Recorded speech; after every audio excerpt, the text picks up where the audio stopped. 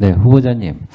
아까 그 일반적인 수준에서 설명을 다 해서 의혹이 해소됐을 거라고 말씀을 하셨는데 제가 좀 머리가 나쁜 모양입니다. 10대, 10대 결격 사유 의혹에 대해서 저는 단 한 가지도 해소가 안 됐다고 보고요. 이해가 가지 않습니다. 소명이 되지 않았다고 봅니다. 그리고 아까 저도 이제 좀 정책에 대해서 좀 질의를 해야 될 것 같은데요. 아까 존경하는 한정혜 의원님이 그 퇴직연금의 기금화에 대해서 말씀을 하셨는데 그 부분에 있어서 재난기금을 말씀하셨어요. 이게 어떤 취지십니까? 그 재난기금을 말씀드린 것은요. 네. 우리가 그 각종 재난을 네. 맞이할 때 네. 그때 보통 예비비를 쓰거나 네. 아니면 그때 추경을 일으키지 않습니까? 네. 그런데 그러지 말고 우리 있는 제도 안에서 재난에 대처할 수 있는 기금을 만들면 어떻겠느냐 하는 논의가 있었던 것을 제가 알고 있습니다. 퇴직연금이랑 어떤 관련이 있다는 말씀이시죠? 그것에 설명을 드렸던 것은 그때 그 기금 논의를 하는 것을 예결위에서 지켜볼 때 일정하게 취지가 이해가 됩니다라는 답을 하면서도 네. 기금으로 하는 것에 대해서 기재부가 여러 가지 이유를 들어서 난색을 표하는 것을 제가 본 적이 있어서 퇴직연금을 기금화하자고 아까 제안하셨지 않습니까?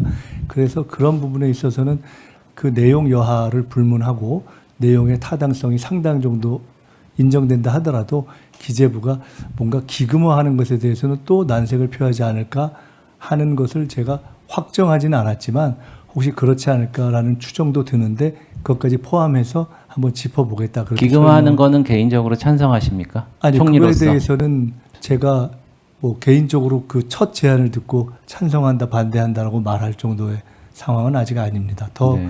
조사를 해보고 생각을 네. 해보고 하겠습니다. 그리고 아까 가계부채 말씀을 하셨는데 우리나라 가계부채가 심각한 원인이 뭐라고 생각하십니까? 글쎄요, 그거는 말씀을 주시면은 제가 더 깊이 공부하도록 하겠습니다. 네. 그러면 이제 아까 해결책을 말씀하셨는데 이 부채 탕감 뭐 이 부분에 대해서 말씀을 하셨거든요. 근데 이제 본 의원은 이 가계부채가 이제 늘어나는 이유가 이제 유동성이 늘어나고 이자율이 낮아져 갖고 이제 돈이 많이 굉장히 흐르는 데다가 우리나라가 기본적으로 주택담보대출도 많고 주택에 관련된 이런 뭐 전세라든지 이런 게 많기 때문에 가계부채가 굉장히 늘어나는 겁니다. 그래서 이제 돈을 더 많이 풀거나 그러면은 이게 물가를 자극해서 이제 더 소비가 어려워지고 또 가계부채가 더 늘어나는 경우가 있고 또 이런 민생 지원금을 더 늘리려고 국채를 찍어내게 되면은 국채값이 떨어지고 이자율이 올라갔고 결국은 이자율을 높여갖고 담보대출을 한 사람들이 이자율을 높여갖고 결국은 더 어렵게 하고 그런 악순환이 된다는 거는 뭐 이해하십니까? 네, 그 정책이라는 건 항상 어떤 선의의 방향으로 정책을 썼을 때 네. 기대하지 않던 그러한 결과를 낳기도 하는 면이라는 네. 측면에서 설명하신 것을 예, 그래서 이번에 있다는 걸 이해하고 네. 있습니다. 그래서 이번에 민생지원금을 하고 그러는데 아까 존경하는 이정부 위원장님도 말씀하셨다시피 실제로 26%에서 36%밖에 안 씁니다. 나머지는 대출을 갚거나 다 쟁기는 돈이고요. 그래서 물가를 자극하고 이제 이자율을 높여갖고 결국 그런 악영향을 끼칠 수 있다. 그렇기 때문에 민생 지원금이 그렇게 간단치 않고 또 이번에 한 3조 원 정도는 지방에 떠넘긴다고 그래서 지금 굉장히 반발이 심합니다. 그 부분에 있어서 좀 종합적으로 판단을 해 주십사 하는 말씀을 드리고 좀 무거운 얘기만 했으니까 제가 좀 이거 한번 해볼게요. 밸런스 게임 아시죠? 밸런스 게임. 어떻게 하는 건가요? 제가 잘 모릅니다. 1번 아니면 2번 고르는 겁니다. 이제 한번 해볼게요. 네, 첫 번째.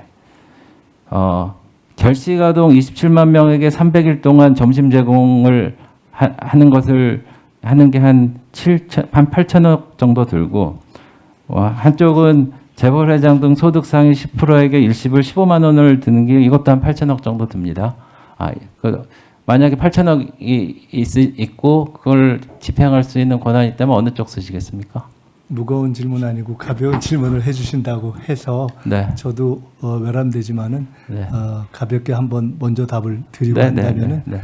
아까 그 문제에 대해서 그 여러 정책적인 어려움도 챙겨봐라 민생지원금 말씀하신 네. 것은 총리를 지켜주시면은 제가 그 부분은 아니 그러니까 챙겨보겠다는 아니 이제 말씀 질문이 드리고요. 맞습니다. 1번입니까? 네. 2번입니까? 밸런스 게임에 너무 어려운 질문을 주셔서 아. 금방 이해를 못하겠습니다. 아, 그럼 좀 2번, 쉬운 2번 질문으로 질문 넘어가 드리겠습니다. 2번 질문은 그 무주택 청년 10만 명에게 월세 20만 원씩 3년 지원을 하겠느냐, 아니면 재벌 회장 등 소득 상위 10%한테 일시불 15만 원 지원하겠느냐. 1번 하시겠습니까? 2번 하시겠습니까? 이것도 결정 못 하시겠습니까? 1, 2번을 꼭 해야 되는 겁니까? 한번 해보세요. 뭐 그냥 게임으로 하라고 하시면은 네, 다 문제가 있을 수 있지만은 1번을 해보겠습니다. 네. 그럼 제가 세 번째 문제 드릴게요. 치매 어르신 3만 5천 명 1년 동안 관리 비용 지원하는데 한 분당 연간 관리 비용이 2,112만 원 정도면은 월 7,392억 원 정도 되거든요. 그리고 오른쪽은 똑같습니다. 재벌회장 등 소득 상위 10% 일시불 15만 원 지급. 그러면은 7,680억 원 정도 되는데요. 이건 어떻습니까? 기왕 시작한 거니까 계속 1번으로 밀어보겠습니다. 네, 그렇죠. 그래서 이게 사실 정부가 하는 일이 세수를 걷어갖고 이제 지출을 하는 겁니다. 저는 정치에 대한 여러 가지 어려운 정의에 대한 질문을 듣지만은 고르게 잘 살게 하는 게 정치의 목적이라고 생각하는데, 이렇게 공약을 하고 이 돈 나눠주겠다고 약속을 한 다음에 그렇게 차별을 둔다고 하지만은 이렇게 많은 훌륭한 일을 할 수 있음에도 불구하고 그냥 돈을 막 나눠주는 건 저는 온당치 않다고 생각을 합니다. 그래서 이번에 근데 이제 기회비용이에요. 제가 이걸 보니까 아까 예산 삭감 관련해서 말씀을 하셨는데 이것 때문에 못 주는 돈들이 있습니다. 아까 제가 호남 관련해서 좀 죄송하다고 그랬는데 이번에 추가 경정 예산에서는 삭감된 게 호남 고속도로 예산 전액이 삭감됐어요. 네. 그리고 GTX-B 용산 상봉 구간 예산이 41% 삭감되고요.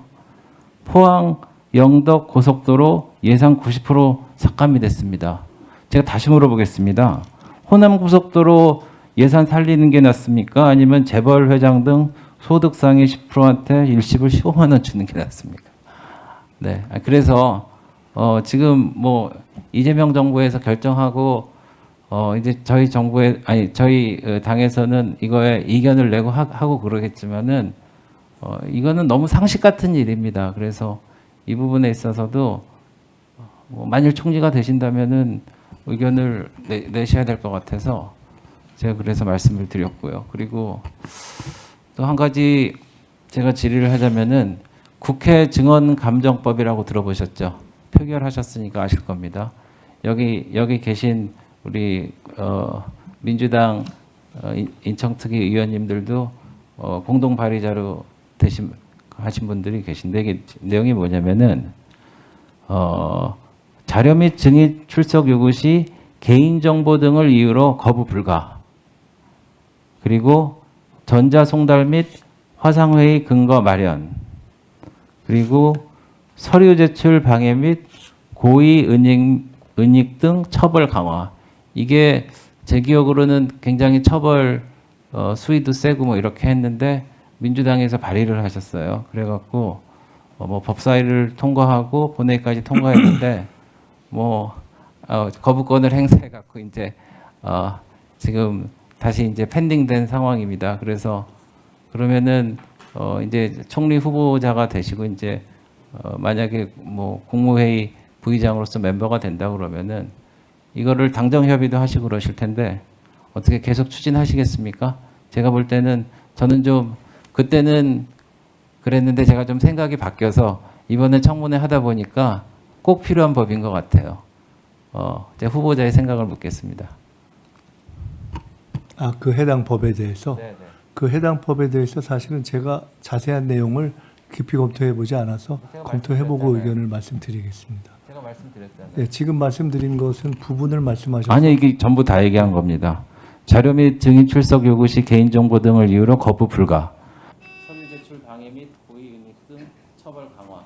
이 부분에 대해서 어떻게 민주당에서 추진하는 것을 계속 추진하실 걸로 당정 협의를 하실지 그 얘기를 좀 해주십시오. 네, 법이라는 것이 법조문의 형식으로 완성되어 있는 상태에서 검토하지 않으면은 충분히 검토가 어려운 면도 있다는 것을 의원님도 잘 아실 것이어서 제가 숙고해 보겠습니다.